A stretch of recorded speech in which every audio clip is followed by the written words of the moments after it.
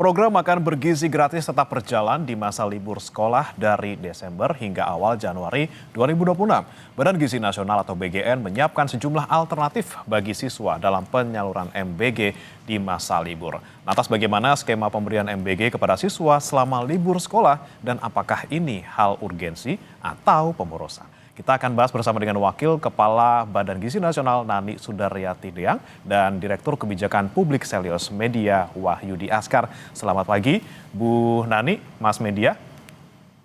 Selamat pagi Mas. Ya, saya ke Bu Nani dulu. Bu Nani, punten untuk kameranya bisa dinyalakan Bu. Bu Nani bisa mendengar suara saya Bu? Sebentar, saya tak ngomong pamit aja. Saya coba ke Mas Media dulu, Mas. Mas Media, ini kita melihat adanya... Mas. Ya, selamat pagi Bu Deang, sudah bisa mendengar suara kami di studio Bu? Selamat pagi, saya tapi hanya bisa 3 menit, 4 menit ya. Ini saya mau ada acara ini, Mas. Ini udah ditunggu untuk meeting ya.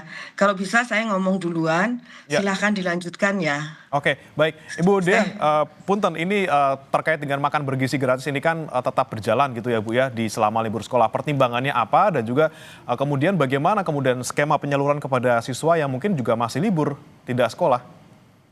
Sebetulnya kan tadi sudah ada ya. Kenapa mesti diulang-ulang? Tadi kan sudah ada pernyataannya. Jadi kan prinsipnya awalnya yang namanya memberi makan bergizi gratis, memberi makan bergizi, memberikan makanan bergizi itu kan harus konsisten ya, baik supaya ya kan selama ini sudah berjalan yang kalau ada mulai Januari itu udah 1 tahun. Lalu kami kan sebagai lembaga yang saat ini diserai tugas sebagai untuk menjaga makanan, untuk menjaga gizi anak-anak. Jadi ya kita berpikir ya sudah, tidak boleh putus-putus nih, harus terus konsisten kita berikan. Namun karena anak-anak lagi libur ya, sehingga untuk khusus anak-anak ini fleksibel saja juga sekolahnya. Kalau mau ya silahkan diambil, kalau enggak juga tidak apa-apa. Itu aja ya, sebentar saya mau ngomong itu ya supaya jelas semua. Jadi tidak ada pemaksaan ya. Tidak ada pemaksaan bahwa dan juga tidak ada kewajiban untuk anak-anak pergi ke sekolah. Yang kedua, yang diberikan terus adalah untuk B3, busui, bumil dan juga ibu untuk anak-anak balita. Itu yang dilakukan oleh kader-kader memang yang selama ini sudah berjalan. Itu aja Mas ya. Baik, Bu Nani. Rasanya sudah jelas di situ ya. Tapi Bu Nani ada yang bisa ingin kami konfirmasi juga Bu Nani. Ini kan tidak wajib tapi kan tetap ada sekolah yang kemudian menyalurkan. Ada juga kemudian yang mungkin tidak bisa tersalurkan karena anaknya tidak ada di tempat. Dengan anggaran yang luar biasa besar gitu Bu, apakah tidak sebaiknya ini diliburkan terlebih dahulu karena bisa kita alihkan mungkin anggarannya ke bidang lain, misalnya kita mau bantu bencana di Sumatera? Kalau pengalihan anggaran silahkan ditanya sama Pak Menteri Keuangan. Kemarin Pak Menteri Keuangan kan sudah menyampaikan bahwa anggaran untuk bencana sudah ada, MBG sudah ada. Nah, kalau pengalihan kan bukan haknya BGN. Jadi satu hal lagi saya mau luruskan juga supaya pertanyaannya, supaya Mas juga memahami. Uang untuk yang 15.000 itu tidak pernah ada di BGN. Adanya di Departemen Keuangan. Tinggal Departemen Keuangan kalau memang dialihkan untuk bencana di stop. Nggak usah ada karena kan itu kan tidak, jadi dianggarkan itu tidak ada dalam kelembagaan BGN tapi ada di Departemen Keuangan, langsung ditransfer ke dapur-dapur. Jadi kalau mau dialihkan monggo, nggak apa-apa, nggak masalah. Jadi kita juga tidak memaksa misalnya meminta Departemen kan langsung, tidak. Kalau misalnya Departemen menyampaikan kami stop dulu untuk kami alihkan ke sana ya tidak apa-apa. Karena kan tidak ada di kami anggarannya ada di Departemen Keuangan. Duitnya tidak pernah ada di BGN. Demikian dari saya, terima kasih, selamat pagi, sampai bertemu ya lain waktu. Oke, baik, terima kasih Bu Nani sudah menyempatkan waktunya untuk di Sapa Indonesia Pagi. Kemudian saya akan ke Mas Media dengan melihat mungkin tanggapan dari BGN gitu ya dengan tetap berjalannya makan bergizi gratis di tengah liburan seperti ini, dan memang kalau tadi kata Bu Nani tidak ada soal anggaran tuh kalau di BGN, semuanya di Kementerian Keuangan.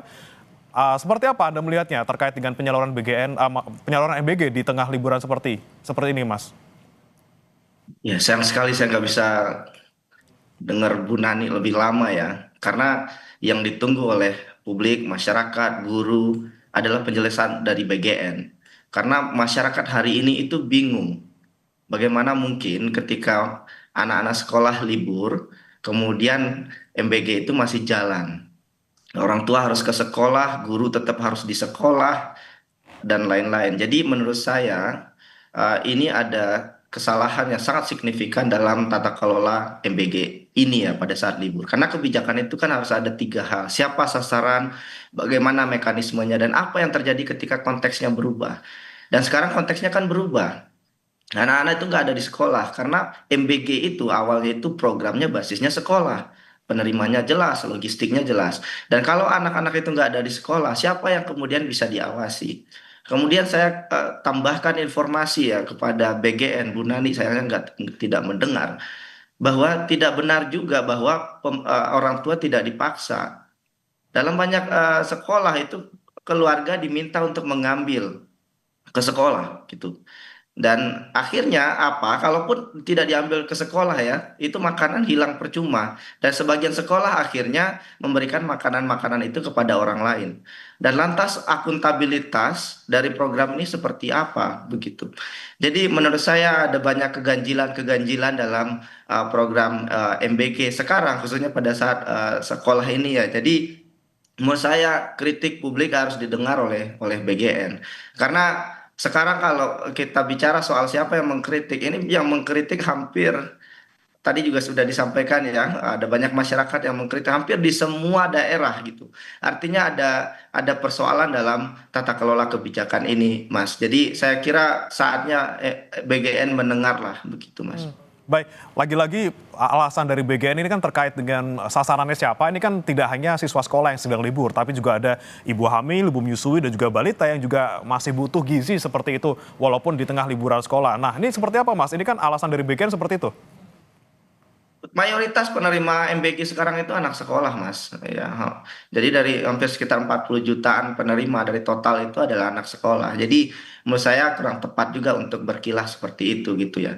Jadi yang penting sekarang ya lebih baik jujur saja gitu. Kenapa program ini tidak berhenti? Itu sebetulnya sederhana. Karena dapur SPPG itu harus ngebul. Jadi yang paling diuntungkan hari ini karena MBG dipaksakan untuk terus berjalan ya adalah dapur-dapur SPPG tadi. Karena selama dapurnya itu tetap ngebul, SPPG tetap menyalurkan makanan ke sekolah, dapur beroperasi, biaya operasional jalan, dapur jalan, kontraknya hidup, dan margin profitnya tetap aman untuk SPPG ini. Jadi saya kira ini harus dilihat dalam konteks yang lebih kuat dan detail ya Mas ya. Bahwa ini bukan makan yang gratis, ini pakai uang rakyat, ini bukan uangnya Bu Nani, bukan uangnya Pak Prabowo Subianto, ini uang rakyat yang disalurkan ke masyarakat. Jadi kalau seandainya eh, pelaksanaan MBG ini bermasalah, saya kasih contoh ya. Kalau seandainya yang disalurkan tidak tepat sasaran satu. Yang kedua, kalau harga dari makanan itu di bawah 10.000, di bawah dari yang seharusnya, maka kerugiannya masif sekali. Jadi margin 4.000 saja ya dari hak misalkan 10.000 yang diterima oleh anak sekolah. Kalau dikalikan selama 2 minggu anak sekolah, maka kehilangan uang negara karena program yang tidak berjalan dengan baik ini bisa mencapai 2,8 triliun, Mas. Dan ini sangat besar sekali gitu. Dan yang paling berbahaya saya kira hari ini adalah BGN memperlakukan program ini seperti eksperimen berjalan. Banyak makanan itu makanan UPF, makanan ultra processed food yang bahkan dikritik oleh banyak ahli gizi, ini bukan makanan yang bergizi gitu ya. Jadi bagi orang tua saya sangat memahami. Sebagian orang tua mungkin akan bilang, ya daripada tidak dapat sama sekali, ini lebih baik daripada nggak dapat sama sekali, dapat makanan, dapat telur, dapat buah begitu ya. Tapi dalam kacamata fiskal, Mas, persoalannya lebih besar daripada itu. Ada 335 triliun yang dianggarkan untuk MBG ini, dan sebagian besar diambil dari anggaran pendidikan. Bahkan kalau boleh detail lagi ya Mas ya, 335T itu kalau dibagikan secara sasaran yang tertarget ya, setiap anak itu bisa menerima Rp50.000 sebetulnya. Jadi kalau bicara hak ya, anak-anak itu harusnya dapat hak Rp50.000 dengan anggaran 335T tadi. Tapi yang diterima kan hanya di bawah Rp10.000. Dan saya bingung ya, BGN kemudian tadi melempar ke Kementerian Keuangan. Sekarang yang dilakukan oleh BGN itu harusnya mendengar dan turun ke lapangan. Sepertinya BGN tidak memahami realita dasar ya, yang sangat dasar, bahwa ketika kemudian program ini dipaksa untuk disalurkan, kemudian BGN harus tahu, Bu Nani harus tahu ya, banyak anak sekolah di Indonesia itu rumahnya jauh dari sekolah. Ada yang jalan kaki puluhan menit, ada yang naik perahu bahkan. Ada yang harus naik ojek, ada yang masih di desa terpencil. Jadi sekolah itu bukan tempat yang mudah diakses kapan saja oleh semua orang. Dan kalau kemudian kalau libur orang tua boleh datang ambil, saya bingung karena orang tua ke sekolah ya, itu berarti dia mengorbankan waktunya yang seharusnya kemudian bisa mencari nafkah untuk anak-anaknya. Jadi menurut saya ini bukan intervensi gizi, ini perjudian kualitas program dan yang paling berbahaya adalah ini kemudian memakan uang fiskal kita yang sangat banyak, Mas. Jadi menurut saya BGN harus mendengar ya, harus mendengar lagi-lagi karena kalau seandainya ini tidak berubah, ini akan jalan terus, maka kita kemudian akan sampai pada titik ya pemerintah hanya soal gaya-gayaan saja, tapi tidak punya kapasitas melaksanakan kebijakan. Nah, ini kan ada potensi pemborosan gitu ya masih di tengah penyaluran BGN di libur sekolah yang tentunya tidak semua bisa menerima ketika dipaksakan dilakukan juga lagi-lagi banyak yang terbuang gitu. Nah, tadi kan kata Bu Nani lagi-lagi ini kalau untuk pengalihan anggaran ya di Kementerian Keuangan. Apakah memang BGN tidak punya sama sekali misalnya peran untuk bisa menata program ini paling tidak untuk meminimalisasi pemborosan yang mungkin bisa muncul ketika MBG tetap disalurkan di tengah libur ini, Mas? Big no. Anggarannya memang di Kementerian Keuangan, tapi pengelolaan anggaran, implementasi anggaran itu ada di BGN. Yang menyalurkan uang memang Kementerian Keuangan, tapi untuk apa uang itu digunakan, ditransfer ke dapur yang mana, ditransfer ke daerah mana, itu ada di BGN. Kalau kebijakannya buruk, yang paling bertanggung jawab pertama kali ya adalah BGN, pelaksana utamanya. Karena Kementerian Keuangan hanya bendahara negara. Jadi saya kira sekarang kok sepertinya Bu Nani tidak memahami tata kelola fiskal kita dan bagaimana mengelola proyek ini dengan baik. Satu lagi Mas, Bu Nani mohon maaf ya, termasuk juga pimpinan-pimpinan BGN juga, banyak yang inkompeten dengan kredibilitas dan latar belakang yang tidak berkaitan dengan gizi dan juga tidak punya kemampuan mengelola proyek yang sangat besar. Ini triliunan rupiah begitu ya. Jadi saya kira pesan dari masyarakat sederhana, MBG perlu ditinjau ulang, perlu moratorium. Mungkin bukan dihentikan selamanya, tetapi kemudian dibenahi secara total gitu ya, dan kemudian dipimpin oleh orang-orang yang punya kapasitas substantif, orang yang paham gizi, tahu perbedaan UPF dan makanan yang benar-benar bergizi, tahu soal kualitas protein, dan satu lagi tahu soal anggaran, tahu soal tata kelola kebijakan. Karena kalau seandainya itu tidak kita lakukan sekarang ya, yang lagi-lagi dirugikan adalah kita. Karena uang setiap buah yang dimakan oleh anak-anak itu dari uang pajak, bukan dari uang pejabat-pejabat BGN dan pimpinan pemerintah. Jadi kalau desainnya terus berubah, indikatornya tidak jelas, operasi juga dipaksakan hari ini, maka ini bukan kegagalan kecil, Mas. Ini kegagalan besar sebetulnya triliunan rupiah.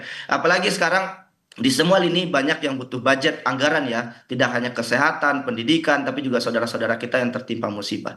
Jadi saya kira masyarakat sekarang berhak nggak untuk protes, berhak gitu ya. Saya punya anak yang hari ini juga bingung ya dengan tata kelola MBG ini, dan saya kira kita berhak untuk protes karena kita semua terdampak dan ini dari uang pajak kita semua. Jadi protes ini bukan tindakan anti negara juga, kita ingin BGN-nya berubah, benahi dari nol, serahkan pada ahlinya gitu ya. Sehingga kemudian yang terjadi adalah pengembalian kepercayaan publik. Jadi menurut saya Mas, ini harus disampaikan dengan kuat kepada BGN, harapannya agar BGN meninjau kembali dengan Baik, Memang kita nantikan Mas Media, karena dari BGN bilang bahwa nanti di tanggal 2, 3, 5, 6, 7 ini akan stop sementara programnya. Tentunya mereka untuk evaluasi bagaimana nanti di tahun 2026 lebih baik sepertinya gitu ya. Nah ini kan yang jadi Tapi ini pertanyaan. kan sudah jalan, Mas. Sudah jalan beberapa hari ini. Satu hari itu 1,2 T anggarannya. Betul, betul. Kalau Nah, kalau kalau seandainya uangnya udah hilang duluan, baru kemudian dievaluasi, ini kan sayang. Ini uang udah hilang itu duluan. dia, kalau mereka bisa rencana untuk stop dulu di awal Januari, kenapa yang sekarang tidak stop dulu? Karena mereka masih libur anak-anaknya gitu ya. Terima kasih Mas Media, kita kritik bersama-sama, kita nantikan juga nih bagaimana langkah dari BGN untuk bisa memperbaiki lagi-lagi tata kelola MBG, kalau perlu di moratorium sementara, melihat lagi dari nol lagi bagaimana agar program ini berjalan dengan efektif dan juga efisien.